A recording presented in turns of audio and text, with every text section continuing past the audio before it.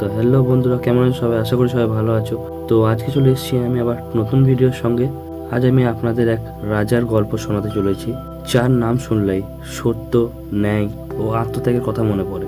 একজন রাজা যিনি নিজের প্রতিশ্রুতি রক্ষার জন্য রাজ্য হারিয়েছেন, একজন স্বামী যিনি সত্যের জন্য নিজের স্ত্রী দাসী হিসেবে বিক্রি করতে বাধ্য হয়েছে, একজন পিতা যিনি নিজের মৃত সন্তানের শেষকৃত্যের জন্য নিয়ম ভাঙেননি। এমন মানুষ কি সত্যি পৃথিবীতে ছিলেন? পুরাণ ও প্রাচীন ভারতীয় ঐতিহ্য বলে হ্যাঁ ছিলেন। তিনি হলেন রাজা হরিশ্চন্দ্র। আজ আমরা জানব তার জন্ম থেকে মৃত্যু পর্যন্ত সম্পূর্ণ জীবন কাহিনী। চলুন শুরু করা যাক। প্রাচীন ভারতের সূর্যবংশ ছিল পৃথিবীর অন্যতম বিখ্যাত রাজবংশ। এই বংশে বহু মহান রাজা জন্মগ্রহণ করেছিলেন। সেই বংশেই জন্ম নেন হরিশ্চন্দ্র। শৈশব থেকেই তিনি অন্য শিশুদের থেকে আলাদা ছিলেন। যেখানে অন্য শিশুরা খেলাধুলা নিয়ে ব্যস্ত থাকত, সেখানে হরিশ্চন্দ্র সত্য, ন্যায় ও ধর্ম সম্পর্কে জানতে আগ্রহী ছিলেন। গুরুদের কাছে তিনি বেদ, উপনিষদ, রাজনীতি, যুদ্ধবিদ্যা ও ধর্মশাস্ত্র অধ্যয়ন করতেন। তাঁর চরিত্রের সবচেয়ে বড় বৈশিষ্ট্য ছিল তিনি কখনো মিথ্যা বলতেন না। একবার এক শিক্ষক তাকে জিজ্ঞেস করেন, যদি সত্য বলতে তোমার ক্ষতি হয়, তবু কি তুমি সত্য বলবে? তখন কিশোর হরিশ্চন্দ্র উত্তর দিয়েছিলেন, সত্যের জন্য ক্ষতি হলেও আমি সত্যকে বেছে নেব। সেই উত্তরই যেন তার ভবিষ্যতের ইঙ্গিত ছিল। সময়ের সঙ্গে সঙ্গে তিনি যুবক হলেন। পিতার মৃত্যুর পর সিংহাসনে বসলেন। রাজা হওয়ার পর তিনি প্রতিজ্ঞা করলেন, আমার রাজ্যে কেউ অন্যায় শিকার হবে না। তার শাসনকালে চুরি প্রায় ছিল না, দুর্নীতি ছিল না, বিচার ব্যবস্থায় পক্ষপাত ছিল না। কৃষকরা সুখে ছিল, ব্যবসায়ীরা নিরাপদে ব্যবসা করত। প্রজারা বলতো, আমাদের রাজা শুধু শাসক নন, তিনি আমাদের অভিভাবক। এদিকে তিনি বিবাহ করেন সুন্দরী ও ধর্মপরায়ণ রানী তারামতিকে। কিছুদিন পর তাদের ঘরে জন্ম নেয় পুত্র রৈতাস্য। রাজ পরিবারে আনন্দের বন্যা বয়ে যায়। সবকিছুই যেন সুখে ভরা ছিল। কিন্তু ভাগ্যের চাকা ঘুরতে শুরু করে। একদিন দেবালোকে দেবতাদের সভা বসেছে। সেখানে আলোচনা হচ্ছিল পৃথিবীর সবচেয়ে সত্যবাদী মানুষকে।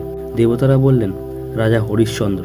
এই কথা শুনে মহর্ষি বিশ্বামিত্র চিন্তায় পড়লেন। তিনি ভাবলেন, সুখের সময় সত্যবাদী হওয়া সহজ, কিন্তু দুঃখের সময় সবকিছু হারানোর পরও কি সত্য ধরে রাখতে পারবে? এই প্রশ্নের উত্তর জানতেই তিনি পরীক্ষা নেওয়ার সিদ্ধান্ত নিলেন। এক রাত্রে রাজা গভীর ঘুমে ছিলেন। স্বপ্নে তিনি দেখলেন মহর্ষি বিশ্বামিত্র তার সামনে দাঁড়িয়ে আছেন। ঋষি বললেন, রাজন, আমাকে তোমার রাজ্য দান করো। হরিশ্চন্দ্র বিনা দ্বিধায় বললেন, আমি আমার সমগ্র রাজ্য আপনাকে দান করলাম। পরদিন সকালে রাজা স্বপ্নের কথা সবাইকে জানালেন।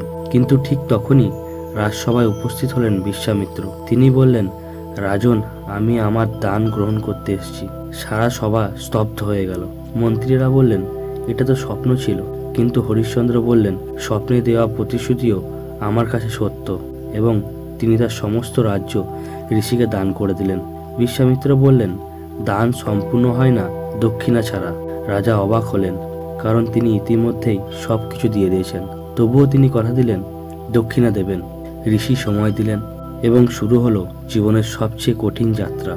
রাজা, রানী ও ছোট্ট রৈতাস্য রাজ্য ছেড়ে বেরিয়ে পড়লেন।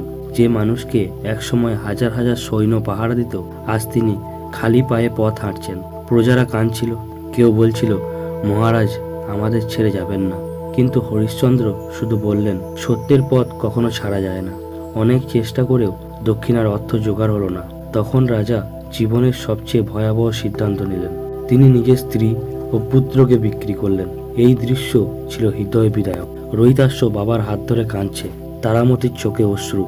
কিন্তু সত্যের কাছে নিজের হৃদয়কে বিসর্জন করে দিলেন রাজা। তাদের এক ব্রাহ্মণের কাছে বিক্রি করা হলো। তবুও দক্ষিণার টাকা সম্পূর্ণ হলো না। তখন রাজা নিজেকেই বিক্রি করলেন। একজন চণ্ডাল তাকে কিনে নিল এবং তাকে কাজ দিল শ্মশানে। এক সময়ের মহারাজা আজ শ্মশানের প্রহরী। ভাবুন, যিনি এক সময় রাজ সিংহাসনে বসতেন, আজ তিনি মৃতদেহের সৎকারের কর সংগ্রহ করছেন। দিনের পর দিন, রাতের পর রাত তিনি চিতার আগুনের পাশে দাঁড়িয়ে থাকতেন। চারিদিকে কান্না, চারিদিকে মৃত্যু। তবুও তিনি কর্তব্য পালন করে যেতেন। অনেক মানুষ তাকে অপমান করত, অনেকে চিনতেও পারত না যে এক সময়কার মহারাজা, কিন্তু তিনি কখনো অভিযোগ করেননি। অন্যদিকে তারামতি দাসীর মতো জীবন কাটাচ্ছিলেন। ভোর থেকে রাত পর্যন্ত কাজ, সামান্য খাবার ও অত্যন্ত কষ্টের জীবন। রৈতাস্যও কাজ করত, কিন্তু তারা বিশ্বাস হারায়নি, কারণ তারা জানতো সত্যের পথ কখনো সহজ হয় না। একদিন রৈতাস্য বনে ফুল তুলতে গিয়েছিল।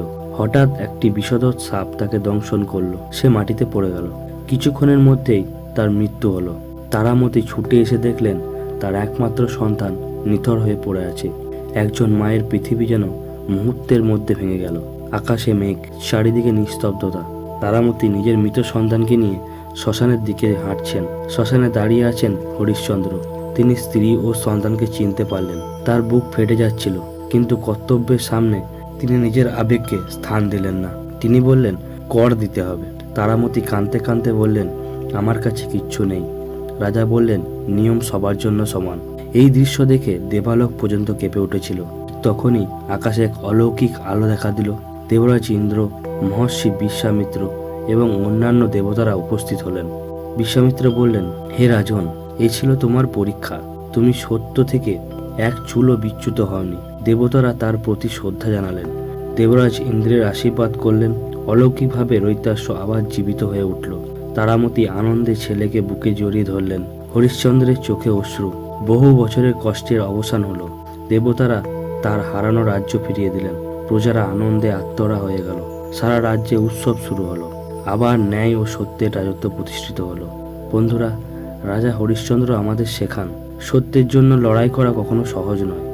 অনেক সময় সত্যের জন্য সবকিছু হারাতে হয়, কিন্তু শেষ পর্যন্ত সত্যেরই জয় হয়। এই কারণে হাজার হাজার বছর পরেও তার নাম শ্রদ্ধার সঙ্গে উচ্চারিত হয়।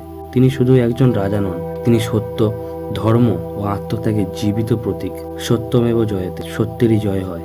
ভিডিওটি ভালো লেগে থাকলে একটা লাইক করতে ভুলবেন না, একটা কমেন্ট করে দেবেন, আর শেয়ার করে দিয়ে সাবস্ক্রাইব করে চ্যানেলটি বেল আইকন সেট করে দেবেন, যাতে নতুন ভিডিওর নোটিফিকেশান তাড়াতাড়ি পাওয়া যায় তোমাদের কাছে।